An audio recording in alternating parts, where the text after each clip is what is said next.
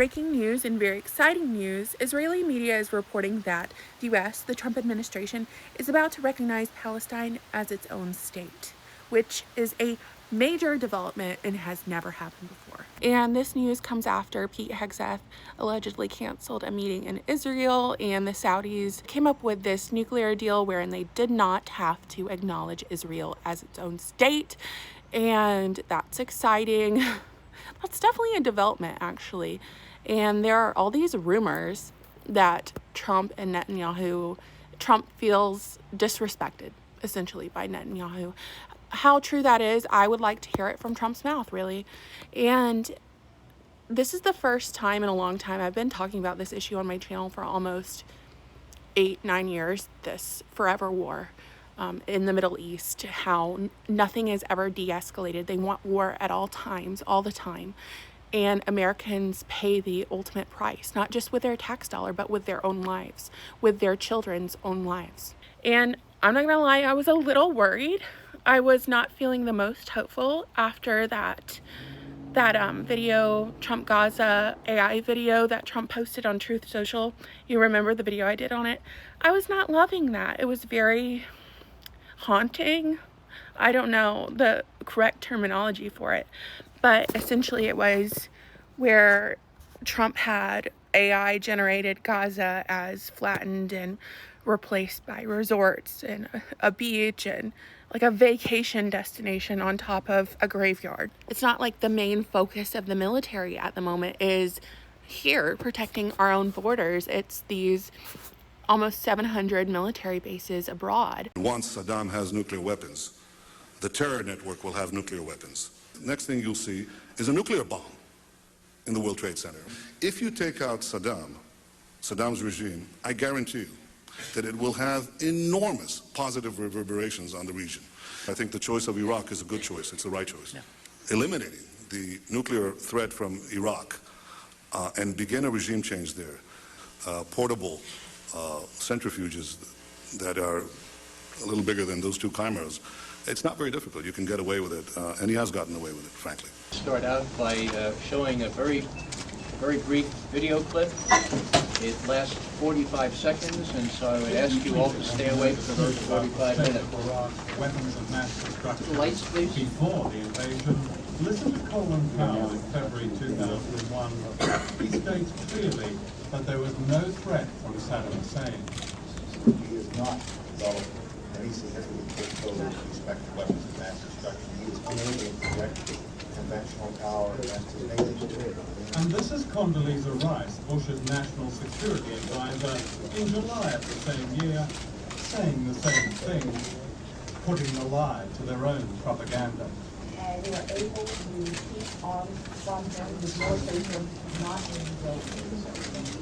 And that, many believe, was the truth, a truth that was covered up and conveniently forgotten after September the 11th, when Bush and Blair decided to attack Iraq. Newsweek broke the story on February 24th, 2003, several weeks before the attack, but the information was suppressed by U.S. media. When Reuters asked then CIA spokesman Bill Harlow about it, he used his entire tray of adjectives, branding this report incorrect, bogus, wrong, and untrue. The British government took the same line. It mattered not that the evidence was documentary from the official debriefing report of ComId. So that's how it works, folks. That's how you fix intelligence. All you need is chutzpah. All you need is chutzpah, a very flexible attitude toward truth, slumbering watchdog intelligence committees in the Congress, and a supine press eager to accept official explanations no matter how disingenuous.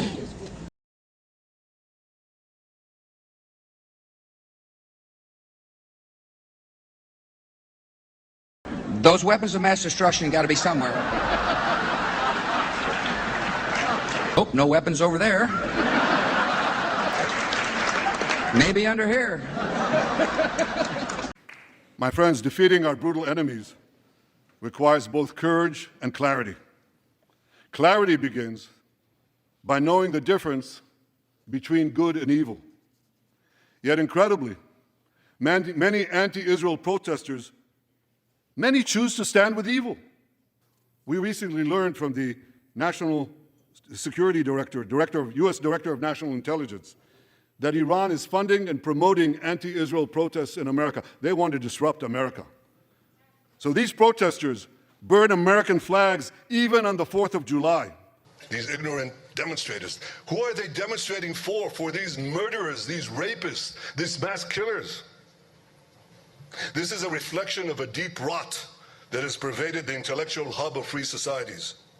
And this vilification of Israel, the Jewish people, and Western values has been propagated by a systemic alliance between the ultra-progressive left and radical Islam.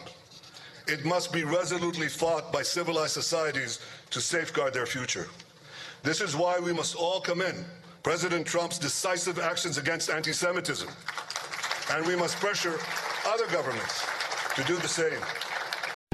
Often when there is dissent expressed in the United States against policies of the Israeli government, people here are called anti-Semitic. What is your response to that as an Israeli Jew? Well, it's a trick. We always use it. When from Europe somebody is criticizing Israel, then we bring up the Holocaust. When in this country people are criticizing Israel, then there are anti-Semitic. And the organization is strong and has a lot of money, and the ties between Israel and the American Jewish establishment are very strong, and they are strong in this country. As you know, they have power, which it's okay. They are talented people, and they have power, money, and media, and other things. And their attitude is Israel, my country, right or wrong, the identification.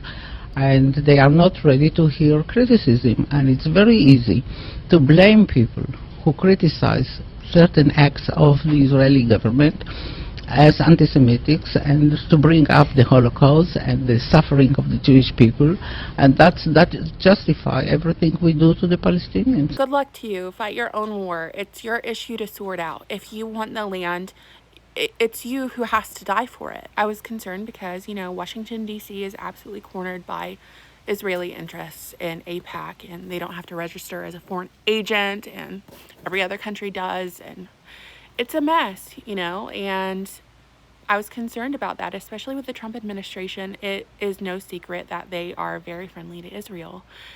So just hearing this news, I'm hesitant but hopeful that there will be a good outcome, and that maybe America will be put first, because if Israel wants to fight wars, go for it. Go for it. And it's your business. It's your prerogative.